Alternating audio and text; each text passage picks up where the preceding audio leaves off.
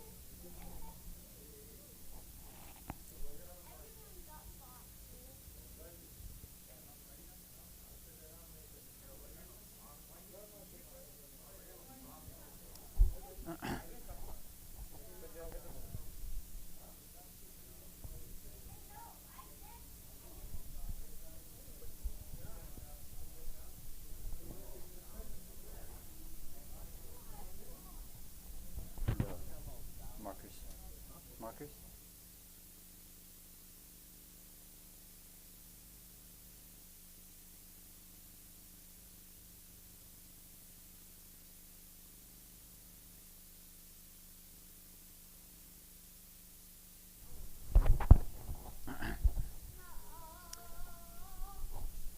You ready? Okay. أعوذ بالله السميع العليم من الشيطان اللعين الرجيم. بسم الله الرحمن الرحيم. الحمد لله رب العالمين وصلى الله على سيدنا محمد وعلى أهل بيته الطيبين الطاهرين. اللهم صل على محمد وآل محمد وعجل فرجهم. السلام عليكم ورحمة الله وبركاته. Okay. So far what we've talked about is people get confused about Allah, about Islam and all this. We talked about that we have proofs. We can show people through logical ideas, through rational ideas, that God does exist, right? Now we can ask ourselves a question too, that just because we know that God exists, is that automatically going to make us a better person? Probably not, right? There's probably some reasons why even when people believe that God exists, they might even have yaqeen and certainty, itminan, that yes, definitely Allah is there, God exists, but they don't actually make their life any better. They'll still, do sins, ma'asiyah. Well, why is that the case? So before we go in, there's one thing we need to know, is that Islam and everything we have is kind of like math. Islam's like math. And what do I mean by that? Okay. Yeah, you've done the calculus? No, you weren't raising your hand. Okay, you were just going like that. You're doing some like evil supervillain hand thing. Yeah, okay. What math are you guys in then? What are you studying? Anybody do algebra yet? Yeah, you're doing algebra? Algebra 2? Okay. So, algebra 2, usually that's when they start introducing idea of variables, right? Like x plus 2 equals 4. Something like that, right? Although algebra 2 obviously is more complicated than that, but let's be simple. So now people who have never studied algebra before, like, why the heck is there an x there? Like, you don't have letters, you have to have numbers, right? So this, and solving this, obviously the answer is 2, x is 2, but the only reason this would make sense to somebody is if they've studied basic arithmetic before. So you need to know that 2 plus 2 equals 4. That's how you can start going to something more difficult, right? And then somebody else might be like, what is this thing? What is a plus sign? What's an equal sign? Like, okay, well, first you have to learn about numbers, right? You have to learn 1, 2, and then all the way to 10. And you have to have learned about addition and all these things. Addition. Have you learned addition yet? Plus? Like 1 plus 1 is 2? Yeah? Good job. Yeah. So first you have to teach a kid about numbers. After they learn about numbers, then they can start thinking, okay, how can I mess around and play with numbers? Then after you do that, say, okay, well, what if one of the things that we're talking about is not even a number, or it's a letter, right? So then you start, and then calculus goes even crazier, and then you get to imaginary numbers, and then you're not even talking about any numbers anymore, right? Once you get a weird discrete stuff. But okay. The point is this, is let's say somebody was like, okay, they grab, Ali, how old are you? How old are you? 6. Do you have any idea what this means? Does this make any sense to you? X plus 2 equals 4? Does it? It doesn't make sense. The answer of the question the way I want it to. It doesn't make sense to you. It shouldn't make sense to you because you've never studied algebra. This makes sense. You know how to count, obviously, right? And you know how to add numbers. So some people, they are really confused about this stuff. Well, it's because you're confused about that because you never learned this, right? And some people might even be confused about this if they never learned this. The same thing happens when it comes to Islam.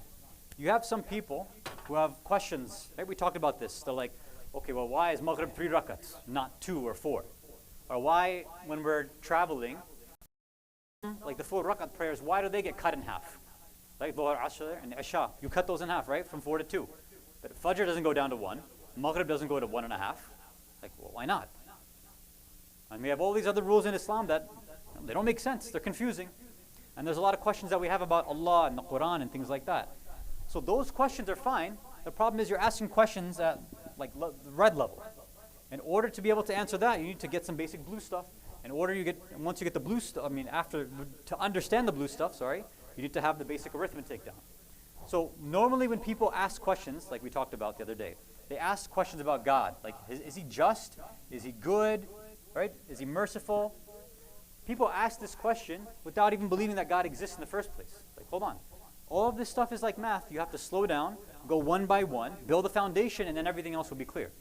Once you know that God exists, like, okay, now we can talk about what qualities God has. If you don't believe that God exists, then obviously asking questions about salah and Sawm and the Quran is not going to make sense. So Islam is very, mantiqi. It's aqli. It's rational like that. So that's how we have to approach it. Make sense? Good. Okay. Now, I'm going to get to this idea of just because we know that God exists, that's not enough. So I want to explain that with an analogy.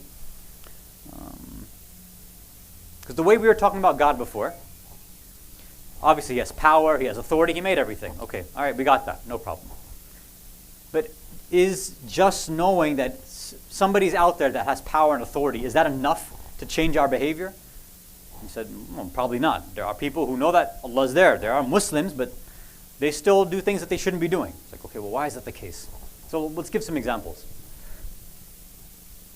So the example here is probably going to be more for the adults than the kids. Well, I guess for the kids it'll work out too. But I'll give the adult example. So when you're sitting in your car with your mom, you're driving, how often do they, let's say, go through a stop sign or go through a red light when they shouldn't, or blinkers?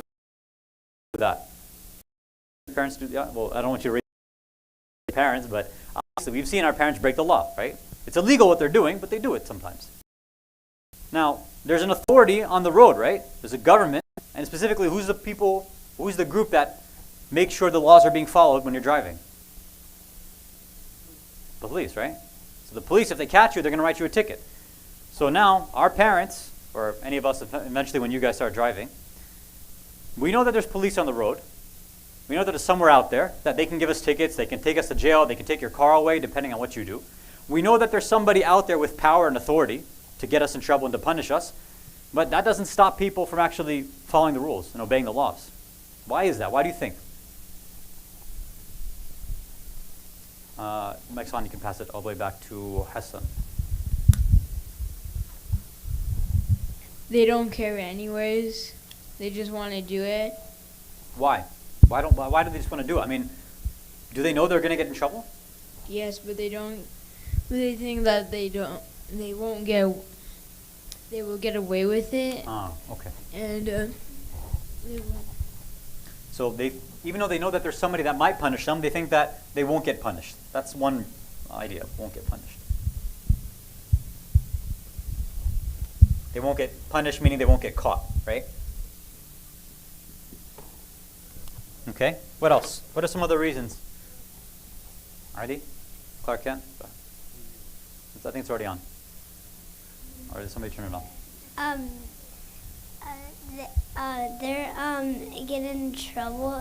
Then the police you get in jail for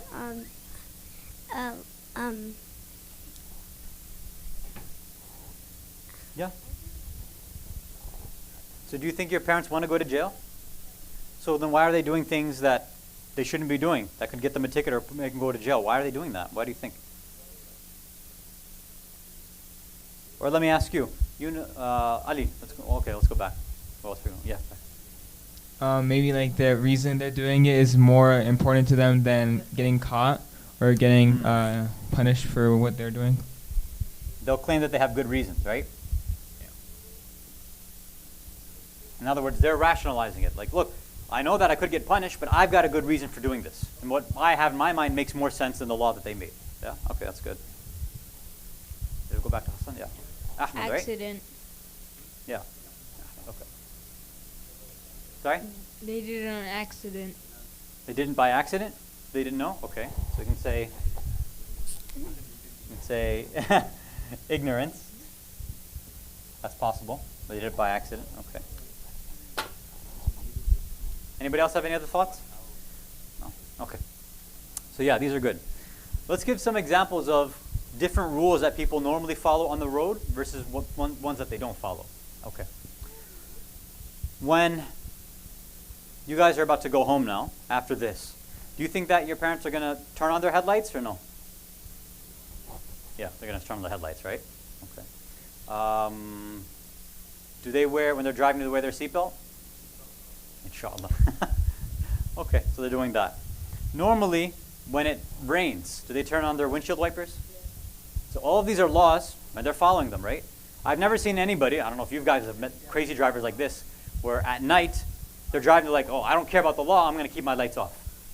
Or if it's raining, whatever, I don't feel like putting on my wipers. Or you know what, I don't feel like putting my belt on. Like, I don't care. I don't think I've ever met anybody like that. The belt one's a little different. I think I've maybe met one person like that. But most people, they follow those three laws, right? Like, okay, that's interesting. Now let's think about ones that people don't obey. Speed limit. I break the speed limit all the time. I think most people break the speed limit. Yeah, you have an example?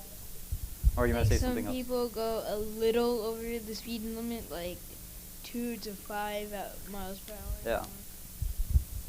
Yeah, so some people do that. Like, yeah, I know it's a law that I can't even go 1 mile over, but I am. Right? They're doing that. Or when they switch lanes. You're supposed to be using your blinkers. You have an example? Yes, You're supposed to use your blinkers when you're changing lanes, but A lot of times when people drive, they just go in and out and they cut. They don't care, right? They know it's a law. You're supposed to do it. If you get caught not doing it, you can get a ticket for that. But people do it. Or, I don't know about Arizona, but most states now, are you allowed to use your phone while driving? No. But I'm sure people have been on their phone sometimes. Now most cars have hands-free or whatever, but I still know some people who are with phones in their hands as they're driving, right? Or they're sitting there and I don't know, like scrolling on Instagram or something while driving. It's crazy. I've seen people on their motorcycles on their phones. It's really weird. But so we have two groups of laws now, right? We have a bunch of laws that people are following, that turning on your lights at night, using your windshield wipers when it's raining, stopping at a red light, putting on your seatbelt. Then, when it comes to speed limit, when it comes to changing lanes and using your blinkers, and when it comes to using your phone, most people seem to be breaking the law. What's the difference between these two groups? What do you think? Mustafa. I think one group has like greater perceived risk, and then it could also be that one of them you're more worried about your safety than like the safety of others. Yeah, that's Yeah. Most people are like, look, red lights, using lights at night, what else was there? Windshield wipers, all that stuff. Like, okay, that makes sense to me.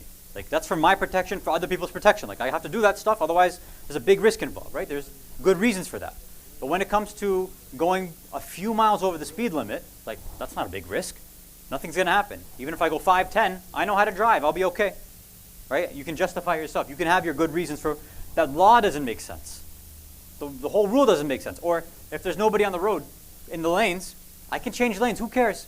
Or I have enough space. So we rationalize and make good reasons for why we do stuff like that, right? So I think somebody wanted to say something? No? Nobody did? Okay. You did? You want to say something?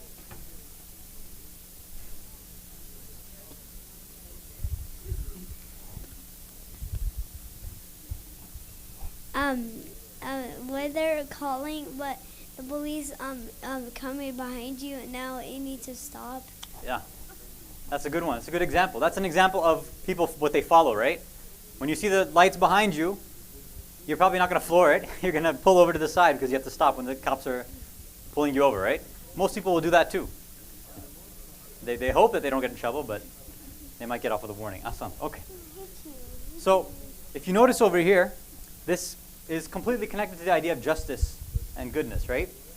That sometimes, even in Islam, when we don't think a law makes sense, if we think we have better reasons than God, then we decide, oh, it's not a big deal. You see a lot of sisters, for example, say, look, hijab doesn't make sense to me. Yeah, God has his reasons, but I have my reasons too, so I'm not going to do it.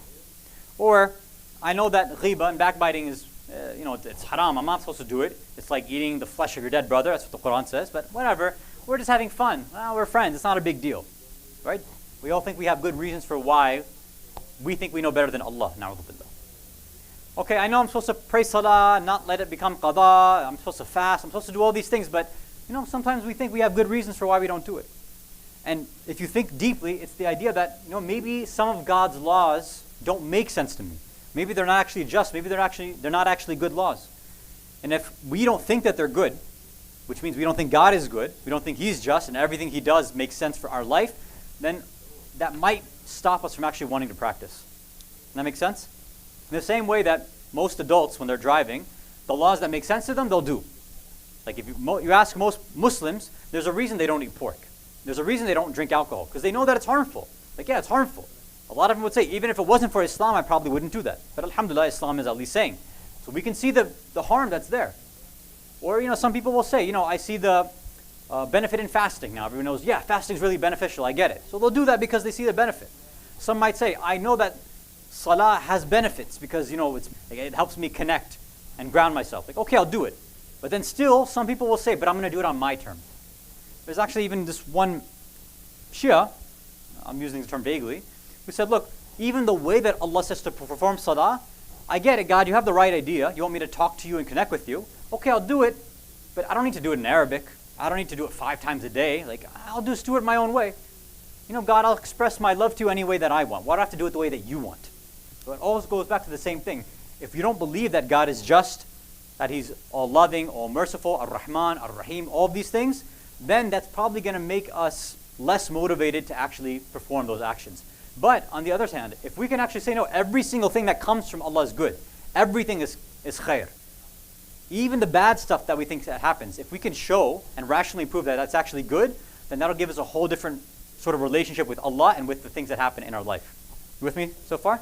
Okay. Recite a salawat ala Muhammad wa ala Muhammad.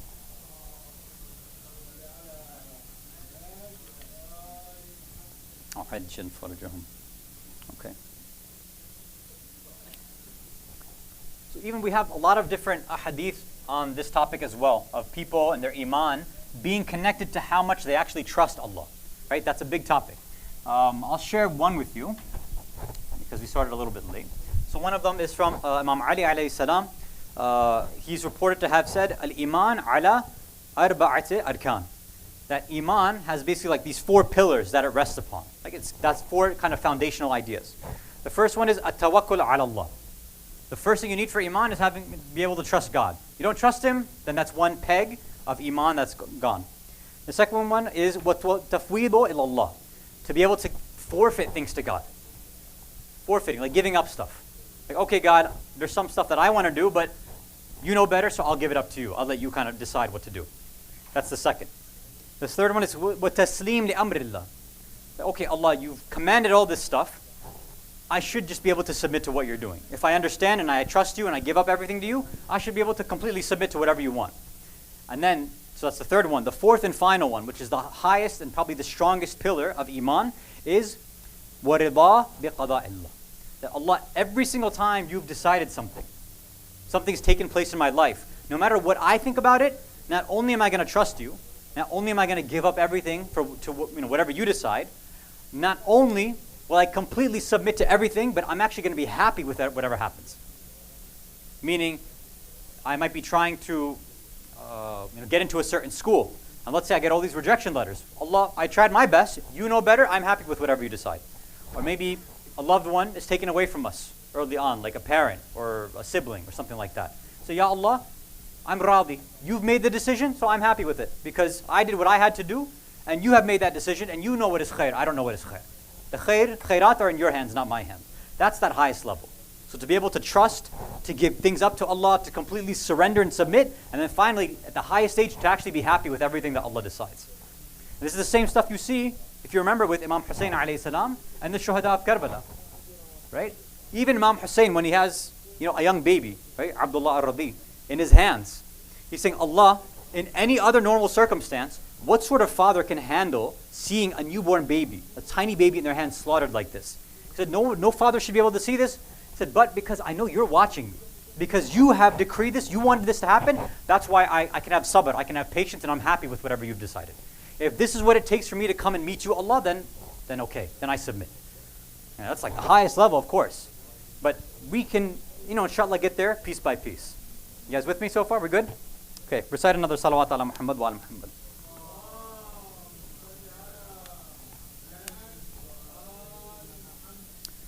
Just like we did with Tawheed, the first thing that we need to do as well is when we're talking about God being just, is He just or not? Is He actually good to us or not? Is when we're talking about justice, or being good, whatever, we have to figure out what's the actual meaning. Same way we talk about Tawheed, what does Tawheed mean?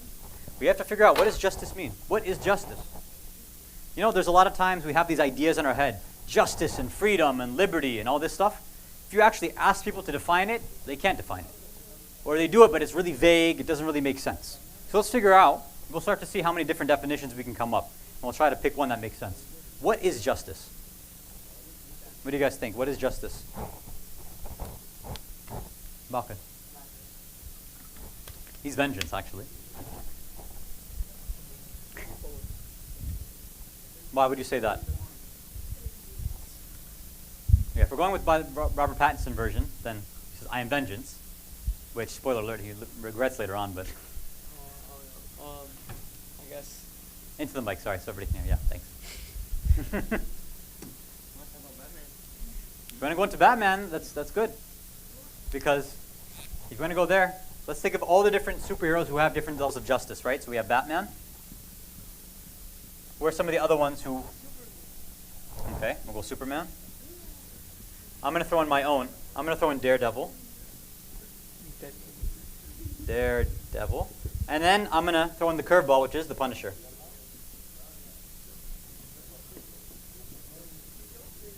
I'm going to stick with superheroes now, otherwise, or heroes. Do you think all of them have the same exact definition of justice?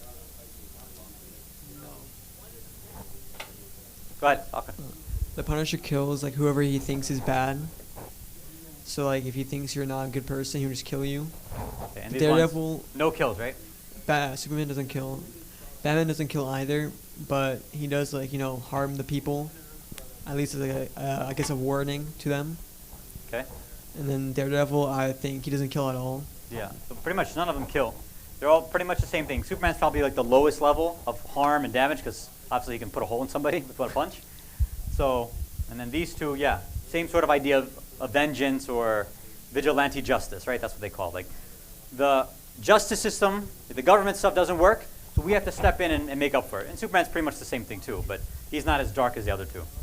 Okay. Any other thoughts you have about justice? Any definition? Like, because obviously this is different. For him, killing is a part of justice. For him, it's not. So obviously these guys got different definitions. For me, I guess it's like, it's whatever like punishment is like equivalent to like what you did bad. Okay. So let's say like for instance you kill someone. Okay.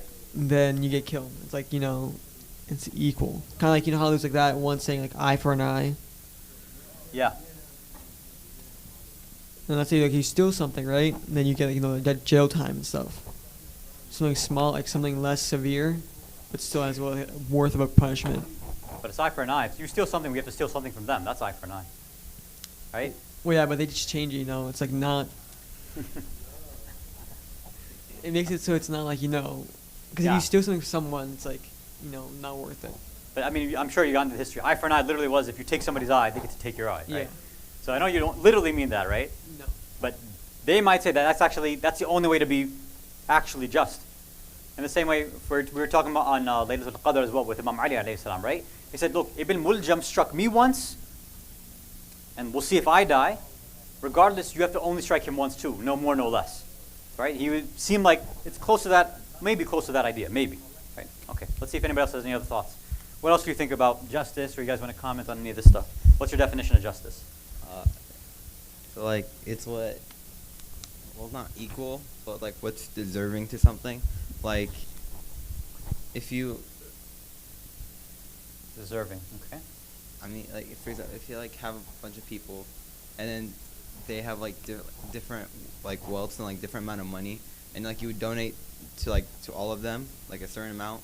Like for the person who has the least amount of money, you'd probably donate more to than someone who's like probably richer or more better off than them. So it's actually not being equal to everybody. It's more being deserving to the person. So sometimes the way they phrase this is there's equality and there's equity. That's the way sometimes people phrase it. Equality is if I gave everybody here, let's say $100, like that would be equality because you're all getting the same. Equity would be, okay, people have different values, they have different incomes. Some of the younger kids won't even know what to do with $100. They'll probably tear it up and then I'll start crying. So yeah, giving a little kid $100 doesn't make any sense, right? So to be equitable means no, look at the proportion of every person and give them what they deserve, right? That's fun. That's good. Anybody else have any thoughts about justice? I think, like you could say, all actions have a proper consequence, whether that's like good or bad. Because, like for example, if someone just continuously keeps doing good things, and then every time something bad continuously happens to them, sometimes they feel like that's not like just. So they say, "Oh, it's not justice for the, So, we would imagine somebody's doing good their whole life. Yeah. They shouldn't get a bunch of bad stuff happening to them, right? How would you explain the Ahlul Bayt then? Who are just pure good, and then they're the ones who are getting slaughtered and tortured more than anybody else. Yeah, that's just like dunyawi stuff. So in the after thing, they get like, their thawab is a lot more. So that would just be like for this. Okay. That's a good point, yeah. Because a lot of people have that question, right? They're like, the Ahlul Bayt are the best of the best. They had, in our terms, like these are terrible lives they had. And then when we look at all these Zalimeen, Mad'u'een, Saddam and Yazid and all these people, like they were living well. They did great in the dunya. Now of course, we all believe that they're going to go to hell and burn for that, but still, like, don't we say, رَبَّنَا آتِنَا فِي الدُّنْيَا حَسَنَةً وَفِي الْآخِرَةِ حَسَنَةً? Like, don't we want good stuff here and there? Like, God, give us both. We don't just want one.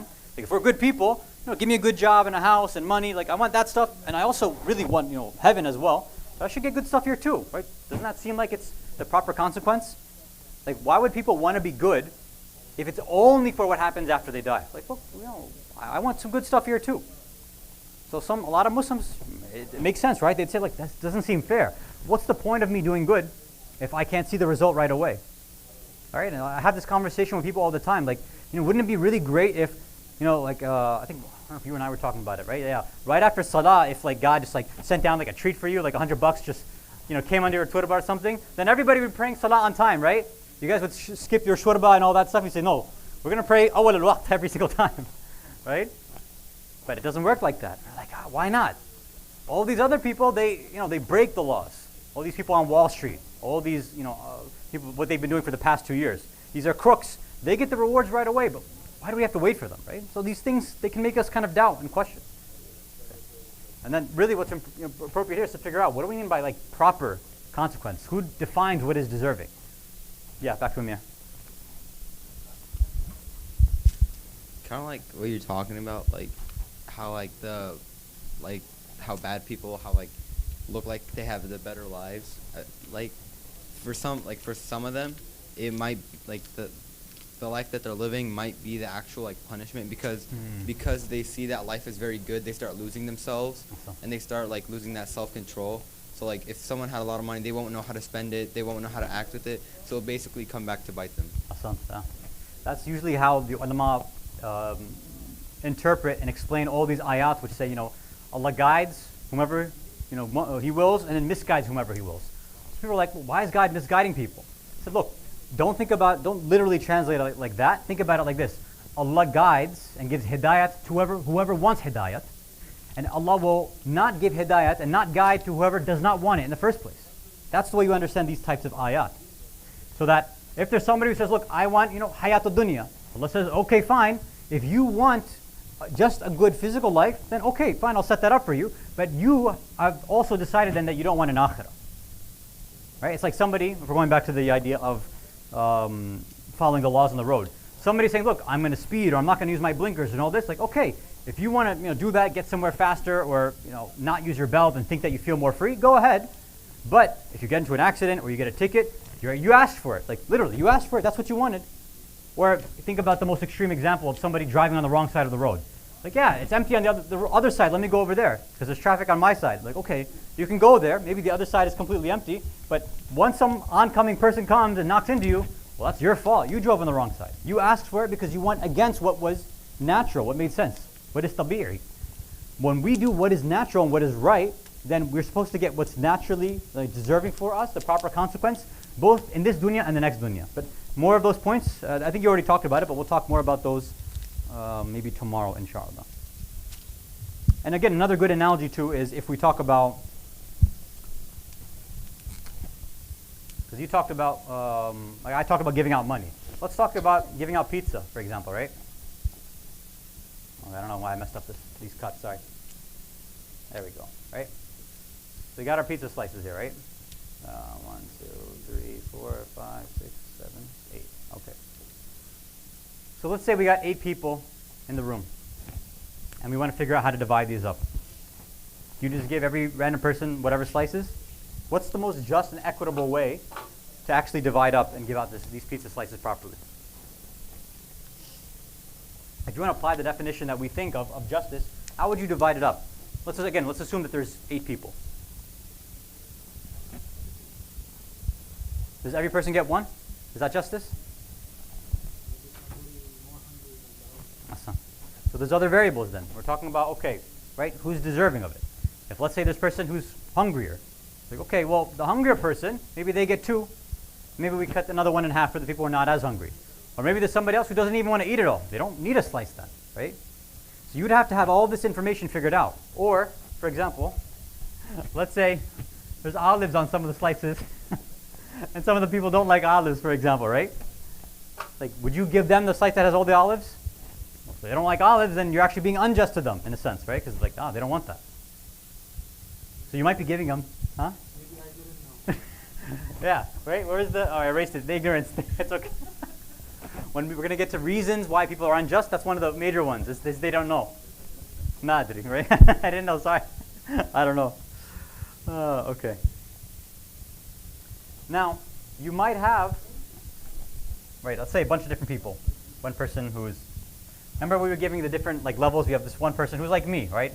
Like only like 120 pounds or so. And then you have somebody else who, there we go. Let's go 250, right? So they obviously have a bigger appetite. So I think we obviously recognize that giving both of these people the same amount of slices doesn't necessarily make sense, right? Because their capacity is different, they deserve different things.